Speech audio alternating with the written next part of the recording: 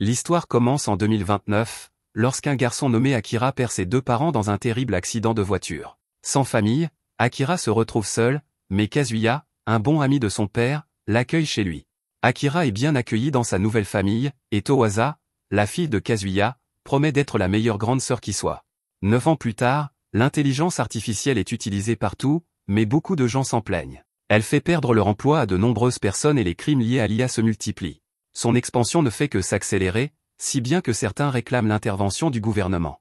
Notre protagoniste, Akira, lit les journaux et constate que sa sœur devient chaque jour plus célèbre. Towaza est largement considérée comme un prodige et elle est à la pointe de la recherche mondiale sur les androïdes. Elle possède plusieurs doctorats et brevets, dirige une entreprise et travaille comme consultante en recherche. Akira ne peut s'empêcher d'être impressionné, car partout où il va, il voit des technologies qu'elle a contribué à créer. Cependant, ses sentiments vont au-delà de l'admiration, car Akira a développé des sentiments amoureux à son égard. Un soir, le pire cauchemar de Towaza devient réalité lorsqu'elle apprend que plusieurs pays demandent l'arrêt de la recherche sur les androïdes. Il existe des dizaines d'arguments pour et contre la construction d'androïdes, mais la situation a pris une tournure dramatique et il y a de fortes chances que les travaux de Towaza soient interrompus. Akira ne peut pas faire grand-chose pour l'aider, mais il décide que le moins qu'il puisse faire est de remonter le moral de Towaza. Il lui propose d'aller au zoo un jour, mais elle est complètement prise au dépourvu lorsqu'elle réalise qu'il vient de l'inviter à sortir. Sa montre-bracelet dotée d'une intelligence artificielle lui dit qu'elle devrait lui avouer ses sentiments et lui rappelle qu'ils ne sont pas liés par le sang. Le lendemain, il passe la journée au zoo, puis se retrouve plusieurs fois par la suite. Un soir, Akira lui offre un animal de compagnie robotisé et lui révèle qu'il a étudié sans relâche afin d'en savoir plus sur les recherches de Towaza. Plus tard, Towaza lui offre un cadeau, un album photo afin qu'il puisse se souvenir de tous les moments qu'ils ont passés ensemble. Towaza dit à Akira à quel point il est important pour elle, et son garçon ne peut se retenir et lui avoue son amour. Heureusement pour lui, Towaza partage ses sentiments et aimerait même se marier. L'IA qui est omniprésente dans leur maison a joué un rôle important dans leur rencontre, et ils la remercient tous les deux. Towaza trouve étrange que les gens utilisent l'IA pour tout et n'importe quoi, mais alors qu'ils sont sur le point de créer des personnalités artificielles impossibles à distinguer des humains, ils ne peuvent pas l'accepter. Quelques jours plus tard, Towaza assiste à une assemblée générale des actionnaires de son entreprise. Les manifestants ne manquent pas à l'extérieur du bâtiment, mais à l'intérieur, on trouve des leaders mondiaux éminents et prospères. Si Towaza parvient à convaincre le public avec sa présentation, ce sera un grand pas en avant pour le développement des androïdes. Elle embrasse Akira, qui lui souhaite bonne chance. La présentation de Towaza commence par la révélation d'un projet dans lequel des dispositifs d'IA sont intégrés dans le corps, permettant aux utilisateurs d'utiliser l'IA 24 heures sur 24. Ils seront connectés au réseau à tout moment et pourront même l'utiliser pendant leur sommeil. À ce moment-là, un fou fait irruption sur scène et traite Towaza de traîtresse à l'humanité. Il tire sur elle, et Akira tente de la sauver, mais il est trop tard. Towaza est cependant plus inquiète pour lui, car le tireur n'a pas été désarmé. Akira s'en rend compte également, alors il protège Towaza et finit par recevoir plusieurs balles dans le dos. Akira s'effondre et maudit son échec alors qu'il est sur le point de perdre connaissance. Il réalise que sa vie touche à sa fin, alors il utilise son dernier souffle pour murmurer des excuses sincères à Towaza. Quelques instants plus tard, Akira se réveille et tombe d'une capsule. Il se rend vite compte que toutes ses blessures ont disparu, mais il n'a aucune idée de l'endroit où il se trouve. Un coup d'œil à l'extérieur ne le rassure pas non plus, car il découvre que la ville est en ruine. La douleur causée par un caillou qui lui heurte la tête lui fait comprendre qu'il ne rêve pas, et il remarque qu'il est tombé d'une sorte de capsule médicale. À ce moment-là, un homme arrive et s'adresse à Akira en l'appelant « le sage ». Il explique qu'un tremblement de terre a provoqué l'effondrement des ruines et qu'il est venu voir si le sage allait bien. Akira n'a aucune idée de ce dont il parle, mais cela n'a pas d'importance, car il s'évanouit. À son réveil, l'homme se présente sous le nom de Wer et sa fille sous celui d'Idi. Wer explique que le sage est un dieu vénéré par tout son village. Il a été vénéré dans les ruines comme un être divin qui transmet toutes sortes de connaissances à son peuple. Akira dormait dans ces ruines bien avant la naissance de Wer, et celui-ci n'aurait jamais pensé qu'il se réveillerait un jour. À ce moment-là, un souvenir revient à l'esprit d'Akira, et il se demande si Towaza va bien. Au village, les autres villageois expliquent qu'ils ne savent pas combien de temps Akira a dormi, ils sont paysans, ils n'ont donc pas accès aux archives historiques. Les hommes discutent du fait qu'Akira est techniquement une relique et qu'il pourrait être risqué de ne pas signaler cela à OL. OL est l'institution unifiée qui gouverne le monde, ce qui amène Akira à se demander ce qui est arrivé au Japon. Il s'avère que les pays n'existent même plus, car OL a dissous la forme nationale de gouvernement régional. Ces personnes sont en fait reconnaissantes envers l'administration OL, car c'est grâce à elle que la paix mondiale a été atteinte et que la guerre a été complètement éliminée. L'un des hommes en a assez de toutes ces discussions, car il veut simplement signaler ce qui s'est passé à OL. Les autres sont d'accord pour dire que Oer met tout le monde en danger, car s'ils font ne serait-ce qu'un faux pas, Oel fera d'eux un exemple. À ce moment-là, la femme de Oer, lassée de toutes ces querelles, déclare qu'ils ne feront pas de rapport à Oel au sujet d'Akira. Il vient de se réveiller et ce monde est nouveau pour lui, alors elle demande à tout le monde de s'occuper d'Akira jusqu'à ce qu'il s'habitue. Cette nuit-là, Akira verse une larme en pensant à Towaza, et nous voyons qu'une silhouette inquiétante l'observe de loin. Peu après, les villageois demandent l'aide d'Akira et sont impressionnés lorsqu'il parvient à réparer leur tracteur en panne. Mais leur joie est de courte durée, car le commissaire Canis arrive. Il s'avère que l'anti-guide tout à l'heure a rapporté ce qui s'est passé, et il dit aux autres qu'ils n'avaient pas le choix. Akira se demande pourquoi il est détenu, alors Canis lui explique qu'il est considéré comme un artefact archéologique et qu'à ce titre, il ne jouit d'aucune liberté civile. Bien sûr, Akira conteste cette décision, mais Canis déclare avec colère que le contrôle d'Oel sur le flux d'informations prime sur tout le reste. Oer tente de prendre la défense d'Akira, mais Canis lui dit qu'il est également détenu. Oer n'a pas fait de rapport à Oel, ce qui constitue une trahison. Oer tente de se défendre, mais Canis est impitoyable et lui tire dans la jambe. La situation empire encore lorsque Canis révèle qu'il va également emmener Idi. Elle a été la première à découvrir qu'Akira était réveillé, et il veut son témoignage. La mère d'Idi refuse de le laisser l'emmener, mais malheureusement, elle est impuissante. Oer, blessé, tente de raisonner le psychopathe, mais Canis en a assez entendu et lui administre une décharge électrique sur sa blessure par balle. Tout le monde crie tandis que Oer hurle de douleur et que Canis rit comme un fou. Canis emmène les 3 personnes, et Akira s'excuse, se reprochant ce qui est arrivé.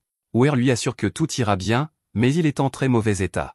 À ce moment-là, le train s'arrête au milieu de nulle part. Canis, impitoyable, ordonne à ses hommes de laisser la relique dans le train et d'emmener les 2 autres, car il prévoit de s'en débarrasser.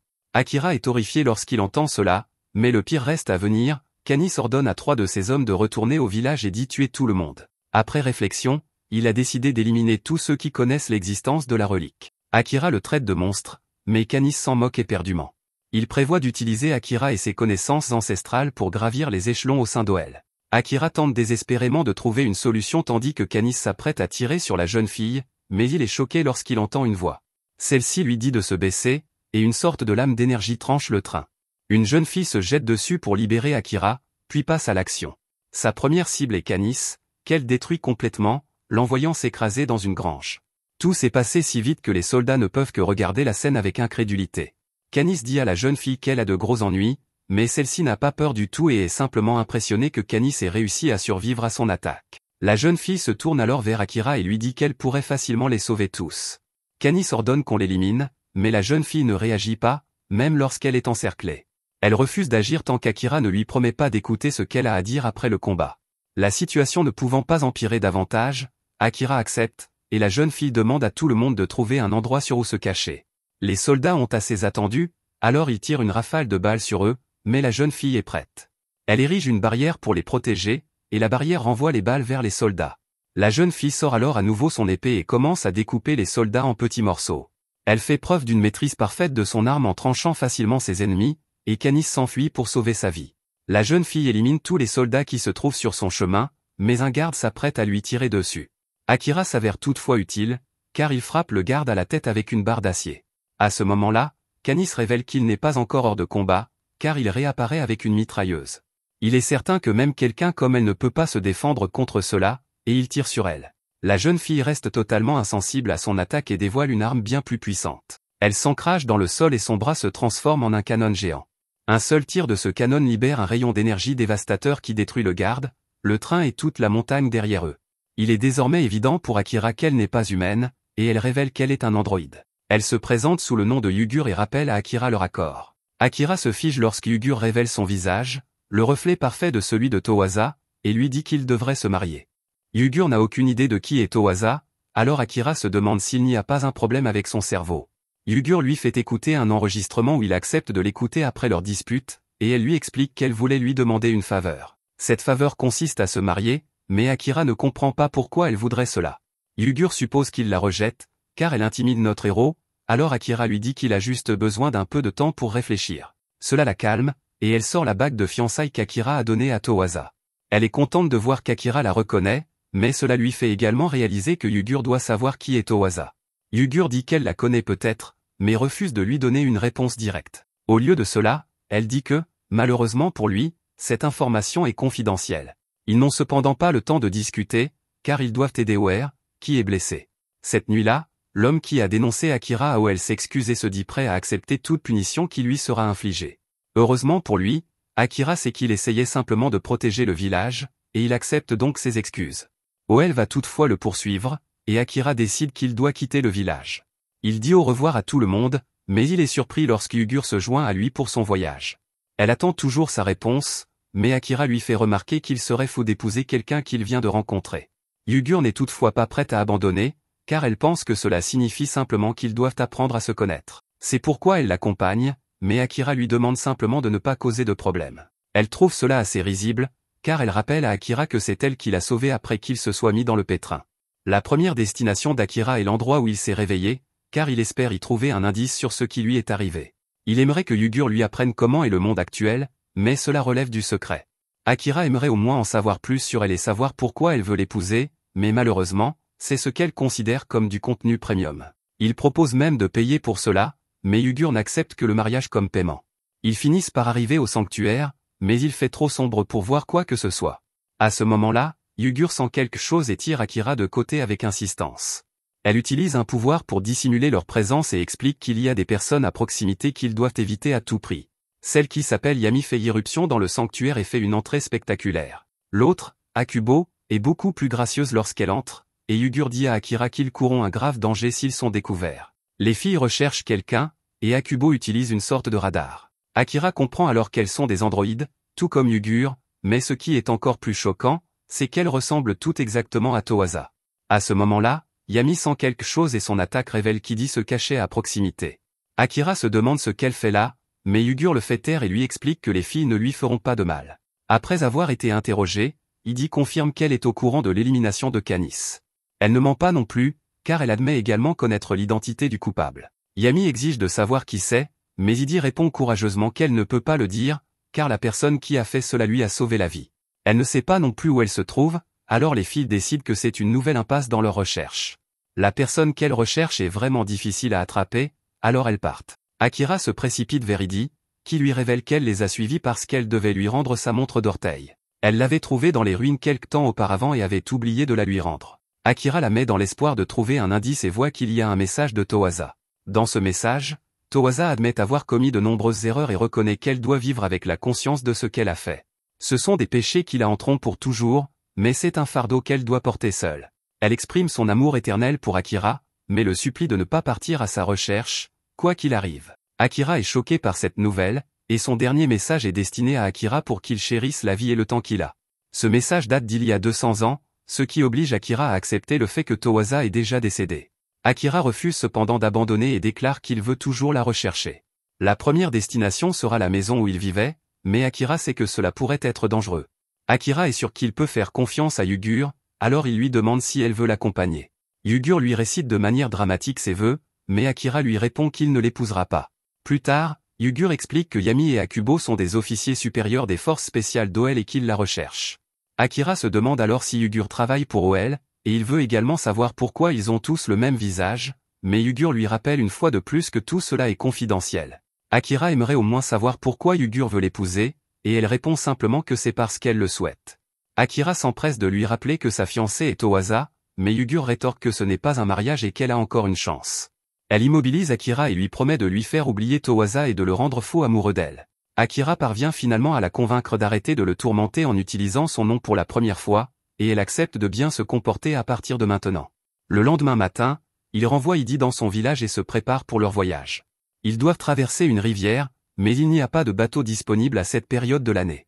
Le ferry ne circule qu'une fois par semaine, ils doivent donc attendre. Heureusement pour eux, un homme se rend justement à la même destination et les emmène avec lui. Il s'appelle Aboro et il est ravi pour notre duo, car Ugur lui dit qu'ils sont en lune de miel. Dès leur arrivée, Akira heurte une fille et casse accidentellement son pinceau. Il promet de lui en acheter un nouveau, et elle se présente sous le nom d'Amoru.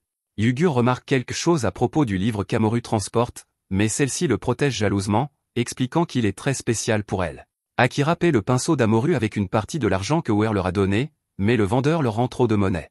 Le propriétaire du magasin est furieux contre cet employé incompétent, d'autant plus qu'il s'est fait escroquer plus tôt par un Letojan. Après avoir entendu cela, Ugur dit qu'ils peuvent garder la monnaie et elle dit rapidement aux autres qu'il est temps de partir. Yugur explique à Akira que les Letojans sont un groupe de personnes qui ont volontairement renoncé à leurs droits humains. Cela ne semble pas être une bonne idée, mais en échange, ces personnes sont absoutes d'un crime ou d'une dette. Sous l'administration OL, les Letojans sont tenus d'effectuer divers types de travaux d'intérêt général. Cela ressemble beaucoup à de l'esclavage pour Akira, mais Yugur explique qu'OL leur fournit les produits de première nécessité pour vivre, comme la nourriture, les vêtements et le logement. Akira n'aime toujours pas cette idée, et Yugur est surprise par sa compassion. Akira se souvient de donner à Amoru son nouveau pinceau, et elle promet d'en prendre soin. Amoru est intéressé par les raisons qui les ont amenés en ville, alors Akira lui explique qu'ils sont en route pour Tokyo et qu'ils doivent traverser une montagne à proximité.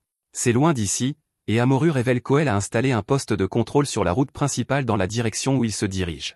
Heureusement, Amoru connaît un itinéraire sans poste de contrôle, et elle les y conduit. En chemin, Amoru montre ses talents de dessinatrice, et Akira est impressionné. Il ne peut s'empêcher de voir Toasa dans le dessin, mais Yugur lui fait remarquer qu'il s'agit en fait d'elle. Akira se demande si Amoru veut devenir artiste quand elle sera grande, et elle lui révèle qu'elle a toujours voulu dessiner des livres d'histoire. Akira est convaincu qu'elle en est capable et espère qu'elle lui laissera lire l'un de ses livres un jour. Amoru accepte, mais quelque chose ne va clairement pas, car elle s'éloigne en courant.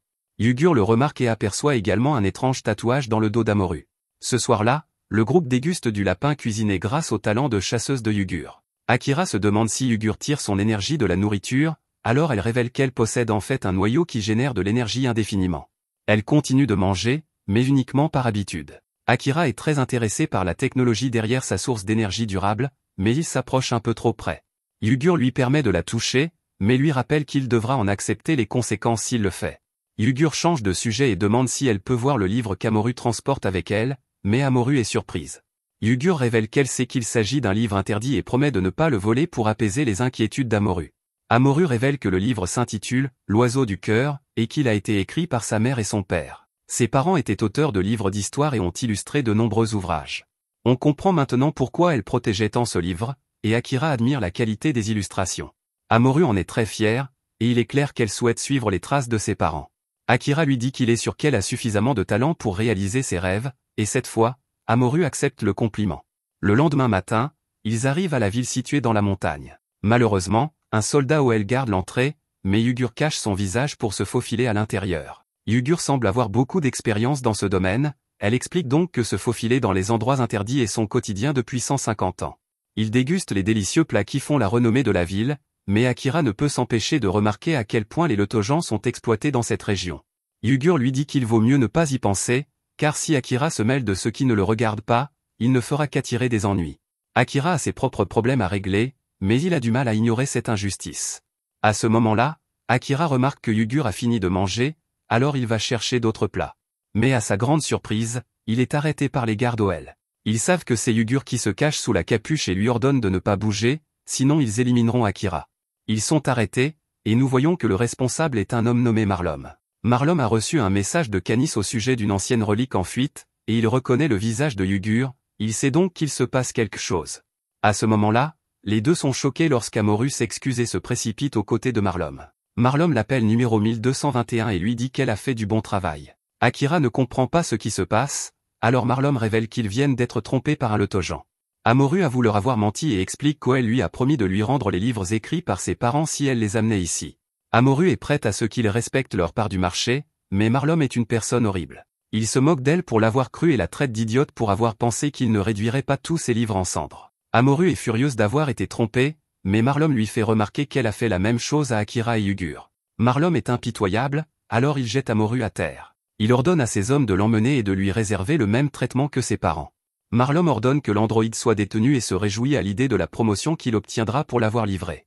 Akira se demande si Yugur peut faire quelque chose pour remédier à la situation, mais elle répond qu'elle ne peut garantir que la sécurité d'Akira. Elle ne peut pas garantir qu'Amoru survivra, et cela ne suffit pas à Akira. À ce moment-là, Amoru se jette sur Marlom et dit à Akira et Yugur de s'enfuir. Cette diversion permet à Yugur de gagner suffisamment de temps pour faire sortir Akira de là. Marlom passe sa rage sur Amoru et trouve le livre qu'elle cachait. Yugur met Akira en sécurité, mais il veut retourner chercher Amoru. Yugur l'en empêche et lui rappelle qu'Amoru leur a menti, mais il s'en moque, car Marlom ne faisait que l'utiliser. Yugur sait qu'ils seront à nouveau arrêtés s'ils retournent sur place, mais Akira refuse de rester les bras croisés. Yugur ne comprend pas pourquoi il la défend autant, alors il lui révèle que c'est par culpabilité. Il a pris son rêve à la légère et l'a encouragé sans réfléchir, sans se rendre compte de sa situation. De retour auprès d'Amoru, elle supplie qu'on lui rende son livre, mais Marlom fait remarquer qu'elle cachait du matériel de lecture illégal. Elle s'excuse abondamment, mais Marlom répond qu'il doit respecter les règles. Cela signifie qu'il doit brûler le livre, et Amoru hurle de douleur en étant forcé de regarder le livre de ses parents partir en fumée. De retour auprès d'Akira, Yugur cède et accepte de sauver Amoru, mais seulement si Akira accepte de l'épouser. Akira n'arrive pas à croire que c'est tout ce qui l'intéresse, et il l'insulte en lui faisant remarquer qu'elle n'est en réalité qu'un androïde. Yugur est clairement blessé par cette remarque et le laisse partir, et Akira se précipite pour aider Amoru. Merci d'avoir regardé mon résumé. N'oubliez pas d'aimer la vidéo.